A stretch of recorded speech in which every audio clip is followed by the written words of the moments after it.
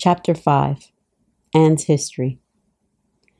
"Do you know," said Anne confidently, "I've made up my mind to enjoy this drive. It's been my experience that you can nearly always enjoy things if you make your mind up firmly that you will. Of course, you must make it up firmly. I am not going to think about going back to the asylum while we're having our drive. I'm just going to think about the drive.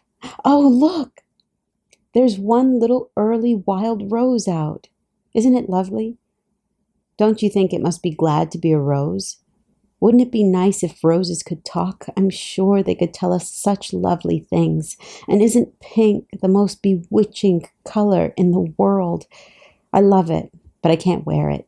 Red-headed people can't wear pink, not even in imagination. Did you ever know of anybody whose hair was red when she was young, but got to be another color when she grew up?" "No, I don't think I ever did," said Marilla mercilessly. "And I shouldn't think it's likely to happen in your case either." Anne sighed. "Well, that is another hope gone. My life is a perfect graveyard of buried hopes." That's a sentence I read in a book once. I say it over to comfort myself whenever I'm disappointed in anything. "I don't see where the comforting comes in myself," said Marilla. "Why, because it sounds so nice and romantic, just as if I were a heroine in a book, you know. I'm so fond of romantic things, and a graveyard full of buried hopes is about as romantic a thing as one can imagine, isn't it? I'm rather glad I have one. Are we going across to the Lake of Shining Waters today?" "We're not going over Barry's Pond, if that's what you mean by your Lake of Shining Waters.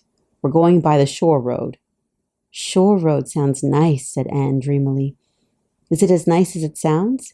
Just when you said shore road, I saw it in a picture in my mind just as quick as that.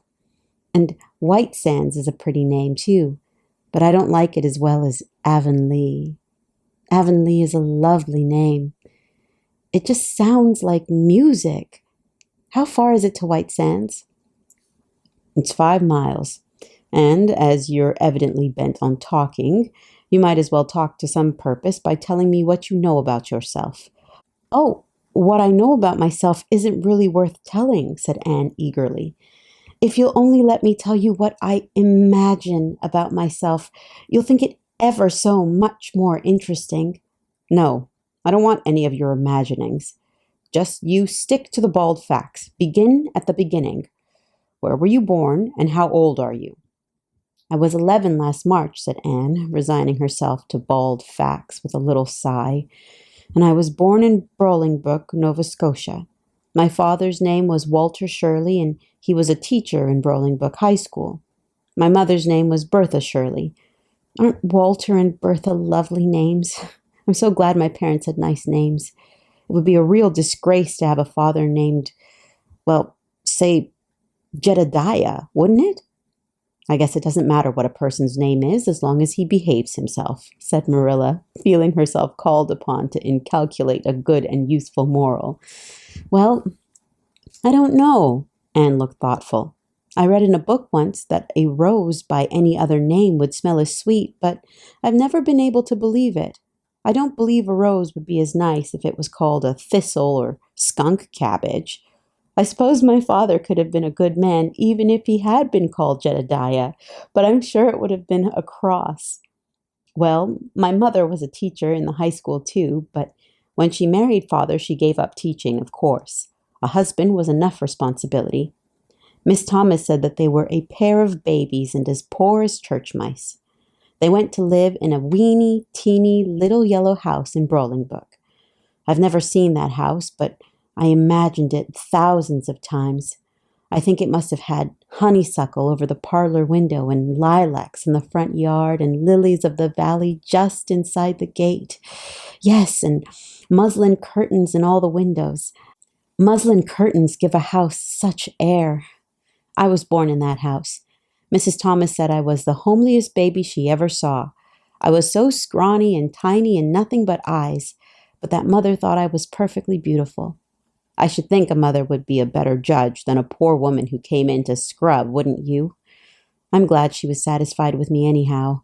I would feel so sad if I thought I was a disappointment to her, because she didn't live very long after that, you see. She died of fever when I was just 3 months old. I do wish she lived long enough for me to remember calling her mother.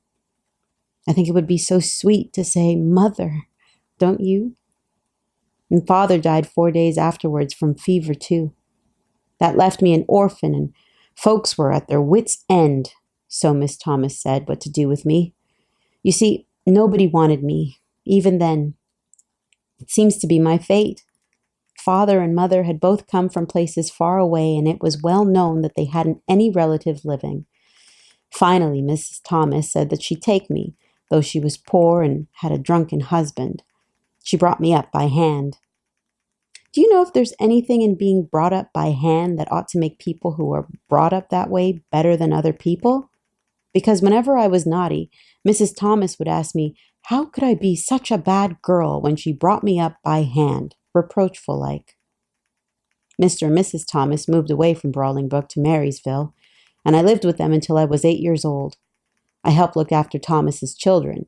There were 4 of them, younger than me, and I can tell you they took a lot of looking after. Then Mr. Thomas was killed, falling under a train, and his mother offered to take Mrs. Thomas and the children, but she didn't want me. Mrs. Thomas said she was at her wits' end, so she said what to do with me. Then Mrs. Hammond, from up the river, came down and said she'd take me, seeing I was handy with children. And I went up the river to live with her in a little clearing among the stumps. It was a very lonesome place. I'm sure I could never have lived there if I hadn't had an imagination. Mr. Hammond worked a little sawmill up there, and Mrs. Hammond had 8 children. She had twins 3 times. I like babies in moderation, but twins 3 times in succession is too much. I told Mrs. Hammond so firmly when the last pair came. I used to get so dreadfully tired carrying them about. I lived up the river with Mrs. Hammond over 2 years, and then Mr. Hammond died, and Mrs. Hammond broke up housekeeping. She divided her children among her relatives and went to the States. I had to go to the asylum in Hopeton because nobody would take me. They didn't want me at the asylum either. They said they were overcrowded as it was, but they had to take me, and I was there 4 months until Mrs. Spencer came.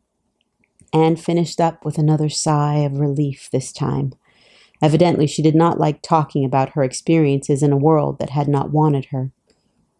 Did you ever go to school? Demanded Marilla, turning the sorrel mare down the shore road. Not a great deal. I went a little last year. I stayed with Mrs. Thomas. When I went upriver, we were so far from a school that I couldn't walk it in winter, and there was a vacation in the summer, so I could only go in spring and fall, but, of course, I went while I was at the asylum. I can read pretty well, and I know ever so many pieces of poetry off by heart. The Battle of Hohenlinden, and Edinburgh after Flodden, and Bingen on the Rhine, and lots of Lady of the Lake, and most of the Seasons by James Thomson. Don't you just love poetry that gives you a crinkly feeling up and down your back? There is a piece in the 5th Reader, The Downfall of Poland, that is just full of thrills. Of course, I wasn't in the 5th Reader. I was only in the 4th, but the big girls used to lend me theirs to read. Were those women, Mrs. Thomas and Mrs. Hammond, good to you? Asked Marilla, looking at Anne out of the corner of her eye. Oh, faltered Anne. Her sensitive little face suddenly flushed scarlet, and embarrassment sat on her brow. Oh, they meant to be. I know they meant to be just as good and kind as possible, and when people mean to be good to you, you don't mind very much when they're not quite, always. They had a good deal to worry them, you know. It's very trying to have a drunken husband, you see, and it must be very trying to have twins 3 times in succession, don't you think? But I feel sure they meant to be good to me. Marilla asked no more questions. Anne gave herself up to a silent rapture over the shore road, and Marilla guided the sorrel abstractedly while she pondered deeply. Pity was suddenly stirring in her heart for the child. What a starved, unloved life she had had. a life of drudgery and poverty and neglect. For Marilla was shrewd enough to read between the lines of Anne's history and divine the truth. No wonder she had been so delighted at the prospect of a real home. It was a pity she had to be sent back. What if she, Marilla, should indulge Matthew's unaccountable whim and let her stay? He was set on it, and the child seemed a nice, teachable little thing. She's got too much to say, thought Marilla, but she might be trained out of that. And there's nothing rude or slangy in what she does say. She's ladylike. It's likely that her people were nice folks. The shore road was woodsy and wild and lonesome. On the right hand, scrub firs, their spirits quite unbroken by long years of tussle with the Gulf winds, grew thickly. On the left were the steep red sandstone cliffs, so near the track in places that a mare of less steadiness than the sorrel might have tried the nerves of people behind her. Down at the base of the cliffs were heaps of surf-worn rocks or little sandy coves inlaid with pebbles as with ocean jewels. Beyond lay the sea, shimmering and blue, and over it soared the gulls, their pinions flashing silver in the sunlight. "Isn't the sea wonderful?" said Anne, rousing from a long, wide-eyed silence. "Once, when I lived in Marysville, Mr. Thomas hired an express wagon and took us all to spend the day at the shore, 10 miles away. I enjoyed every moment of that day, even if I had to look after the children all the time. I lived it over in my happy dreams for years. But this shore is nicer than the Maryville shore. Aren't those gulls splendid? Would you like to be a gull? I think I would. That is, if I couldn't be a human girl. Don't you think it would be nice to wake up at sunrise and swoop down over the water and away out over that lovely blue all day, and then at night to fly back to one's nest? Oh, I can just imagine myself doing it. What big house is that? Just ahead, please." "That's the White Sands Hotel.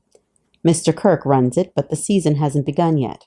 There are heaps of American come there for the summer. They think this shore is just about right." "I was afraid it might be Mrs. Spencer's place," said Anne mournfully. "I don't want to get there.